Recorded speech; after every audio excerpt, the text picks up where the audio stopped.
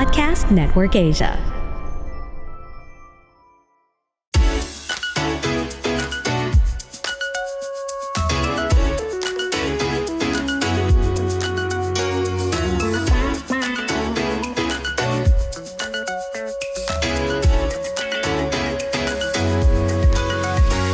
Gusto nang umuwi sa probinsya ni Denver. Kaso nagdadalawang isip siya kasi siya ang breadwinner ng pamilya. Pakinggan natin ang kwento niya.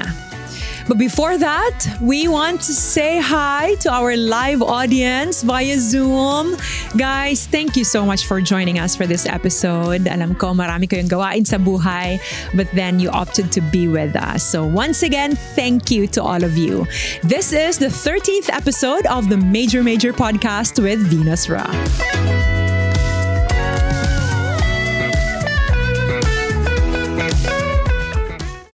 At syempre ho, mukhang nasanay na tayo na every episode iba yung ating boy papel.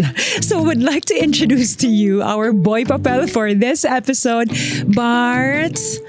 Ayan si Barts. Mamaya ho namin sasabihin sa inyo kung sino si Barts. Charot. Thank you. Thank you so much. Ayan, sige. Let's read our letter. Marhay na aldaw, Ate V. My name is Denver. Just like you, a Bicolano. I find your podcast very inspiring kaya inaabangan ko ang bawat episode every Friday. Naisip ko ring sumulat to share my story and hoping you would read my letter. Breadwinner ako ng aming pamilya. Pasan ko ang responsibilidad na itaguyod ang kanilang mga pangangailangan. With the hope that someday, I'd be able to give them a better and more comfortable life. I used to work as a civil engineer for 4 years in Metro Manila. But I wasn't doing it for passion dahil mas nangingibabaw ang praktikalidad ng buhay. Hindi ko naman talaga gusto ang career path na ito and honestly, minsan, pinagsisisihan ko. One day, na-burn out na lang ako and I stopped working. Gusto ko nang umuwi ng Bicol para magsimula ulit, Ate V. Ewan ko ba, there's something in Bicol that fills the emptiness in my heart. Nagstay ako sa kanila ng maraming taon dahil iniisip ko ang pamilya ko, Ate V. They expect something from me. But I feel so down at hindi ko na alam kung kaya ko pang magtrabaho malayo sa buhay probinsya na nakagisnan ko. Should I stay here in Metro Manila and continue to work and make sacrifice, Ate V? Or dapat ko bang sundin ang puso ko? That's simply longing for home. Thank you so much. God bless you, Denver. Denver, una sa lahat, grabe, saludo ako sa'yo. Saludo ako for your hard work, for your family, and I'm sure you're doing this because you love them. And ngayon ho, I just want to honor all the breadwinners listening to us. Alam nyo, hindi ho biro yung sakripisyong ginagawa ninyo para sa pamilya ninyo. Umabot din ako sa puntong ganyan na, I provided for my family, for their needs, at iba talaga yung pakiramdam kagaya ng binanggit ni Denver na parang pasan mo yung responsibilidad at lahat ng family members mo ay umaasa sa'yo. Kaya sa lahat ho ng mga breadwinners ng bawat pamilya na nakikinig at nanonood sa atin, saludo ho ako sa inyong lahat. Denver, I understand your dilemma right now. You mentioned na may expectations ang family mo sa'yo. And totoo yun, kapag ka ikaw yung breadwinner, meron talagang, certain kind of expectation yung pamilya natin sa atin. But for now, let's take your family out of the equation muna. Mamaya balikan natin yan. Let's focus on yourself for now. Tingnan natin, siguro hindi mo man na-elaborate sa letter mo, Denver, pero there must be, uncomfortable circumstances sa dating trabaho mo that pushed you to just stop and leave. At hindi ko man alam kung ano yon, hindi mo man nabanggit kung ano yon. Siguro,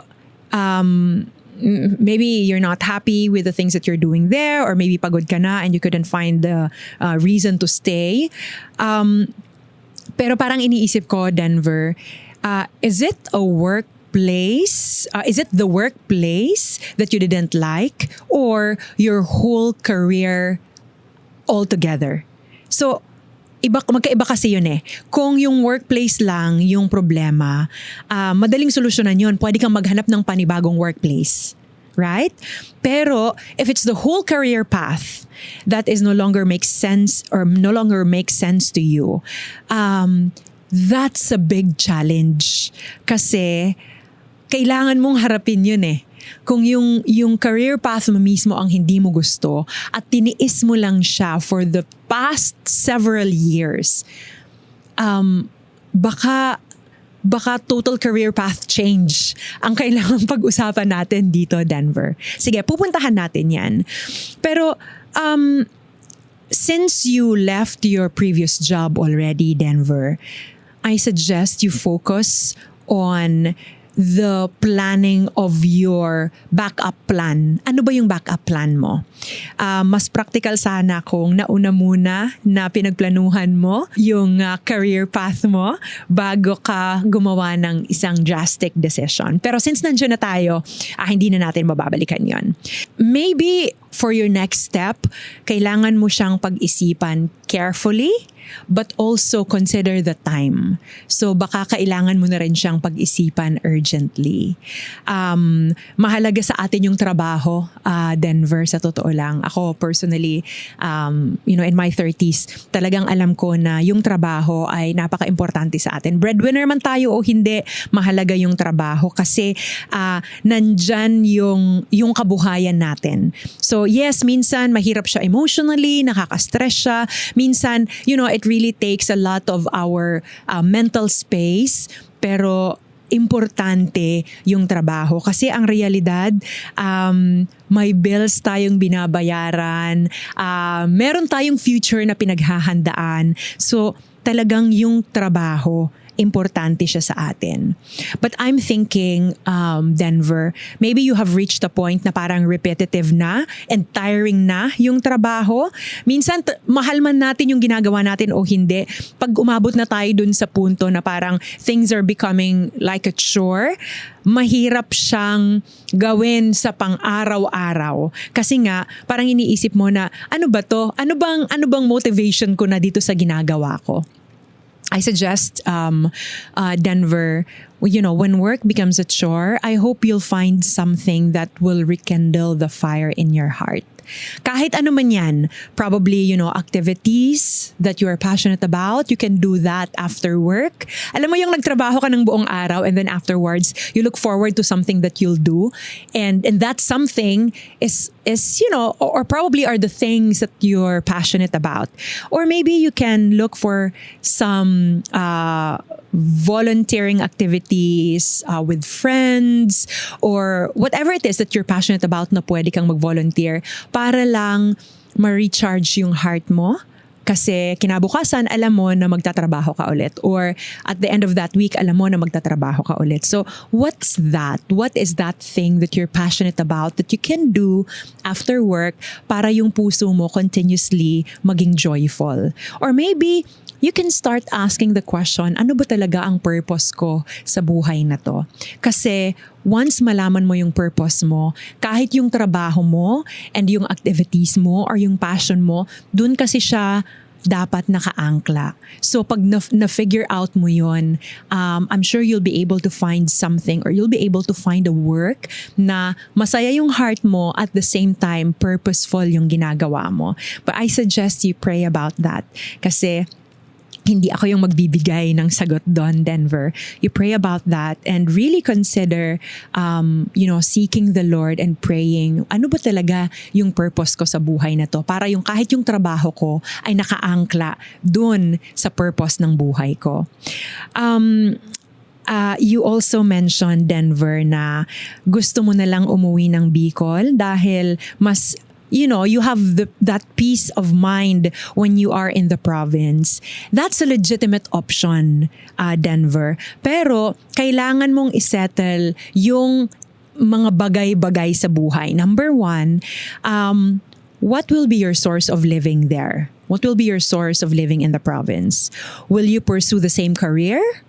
Or this time, probably it's the same career pero ang setting mo nasa probinsya or magtatayo ka ba ng negosyo sa probinsya, you have to have these things planned out. Number 2, how much will you likely earn in the province compared to what you used to earn here in Manila? Kasi sa totoo naman talaga, Denver, kailangan nating i-consider yung kikitain natin. You have to, do the math, and yun nga, na-mention mo na breadwinner ka. So kung nasa province ka ba, kaya bang i-provide nung magiging trabaho mo sa probinsya yung pangangailangan ng pamilya mo dyan? And pag nasettle mo yan, then, you can make necessary adjustments. But this one is very important. Sabi ko sa Denver kanina, na-experience ko rin yung feeling na ikaw yung provider ng pamilya. But I reached a point in my life, especially during the pandemic, na parang hindi kailangan kong sabihin sa pamilya ko kung ano yung pinagdadaanan ko. Kailangang malaman ng pamilya ko na nahihirapan ako in providing for their needs. So I suggest you discuss this with your family. Kasi pag hindi alam ng pamilya mo yung pinagdadaanan mo bilang provider, baka isipin nila, ay okay lang naman si Denver. Okay lang naman siguro siya, masaya siya sa trabaho niya. Baka hindi nila alam na nahihirapan ka sa ginagawa mo. Pero because you have to provide and you have to sacrifice for your family, baka akala nila okay ka lang. So, pag nasabi mo to sa kanila, pag nasabi mo yung pinagdadaanan mo sa kanila, baka sila mismo mag-isip ng ways to help you. Kahit yung simpleng pagtitipid sa pamilya, kahit simpleng kung nagpapaaral ka ng kapatid, pamangkin, or pinsan, or whoever, right? Baka kailangan nilang malaman na kailangan nilang magtipid kasi nga, hirap ka din dun sa trabahong ginagawa mo. So, in a way, they will be able to make some adjustments para matulungan kanila dun sa burden na kinikerry mo. Also, after mong masettle yung mga urgent practical changes and challenges, you can also start to plan for the long term. Sabi mo, nagsisisi ka sa career path mo, and there are people who are still successful after shifting careers. So, hindi imposible na kung isipin mo na baka hindi talaga ito yung career path na gusto ko at mag-change ka ng career path. Malay mo, mahanap mo yung bagay na you are really passionate about, but at the same time, you're earning from that and you'll be able to help your family. Pero tandaan mo to, Denver, things do not happen overnight. So, it might take years or even a lot of trial and error to be able to reach the point of where you want to be. But again, I'd go back to purpose. May purpose ang Panginoon sa pinagdadaanan mo, and these things are meant to build your character. So, tingnan mo kung sino ang magiging si Denver after all these trials and challenges that you're going through, especially in your work and in your family. Denver, once again, thank you so much for sharing your story, and I hope na kahit papano nakagaan-gaan yun sa pakiramdam mo at kahit papano nakatulong yun sa mga bagay na pinoprocess mo at pinag-iisipan mo. To all our listeners, minsan meron ho tayong gustong pagbabago sa buhay ho natin, but the journey takes time. Here are some takeaways from today's episode. Number 1, find a balance between idealism and practicality. It's important to recognize that both have their merits. Idealism allows us to dream big, while practicality helps us to navigate the realities and constraints of daily life. Strive to find the balance between the two by grounding your ideals and in practical steps and action. And hopefully you'll find that sweet spot. Number 2, prioritize and strategize. Idealists often have a multitude of aspirations, but trying to tackle everything at once can lead to overwhelm and inaction. Prioritize your ideals based on their importance and feasibility. Kaya ba talaga siyang gawin? Kaya ba talaga siyang gawin? Kasi kung hindi siya kayang gawin, sobrang idealist natin, pero hindi pala practical yung ginagawa natin. So channel your idealisms to targeted efforts with tangible impacts. Number 3, lastly, Embrace incremental progress. While idealists may have grand visions, it's essential to appreciate the value of small steps and incremental progress. Understand that change often takes time and effort. So celebrate each small victory along the way and use them as motivation to continue moving forward. Sana ho ay yung mga bagay na pinag-iisipan natin sa buhay natin, talagang ma-mesh natin yung practicality and idealism. And again, as I mentioned kanina, we want to say hi to all our live audience via Zoom. Guys, I just want to let you know that 4 of them are ambassadors of this show. And they're part of our exclusive Instagram group chat. So nandyan ho si Gabrielle, si Abigail, si Diana, and si Howie. Guys, thank you so much for your support. I am really, really touched because you have, given your time and your attention and even your support to the show. Annie is also there. She is our digital strategist. So Annie, thank you. And also I want to say hi to all the Filipinos in New York. I was there po to celebrate the 125th Philippine Independence Day in New York. And it was an amazing time with all our kababayans there. And I wore a very nice Filipiniana created by a very talented designer, Cherry Varick. Thank you so much. Once again, thank you for listening and thank you for watching. This is your Ate V, always here to listen and to think things through with you. Till the next episode of the Major Podcast with Venus Ra.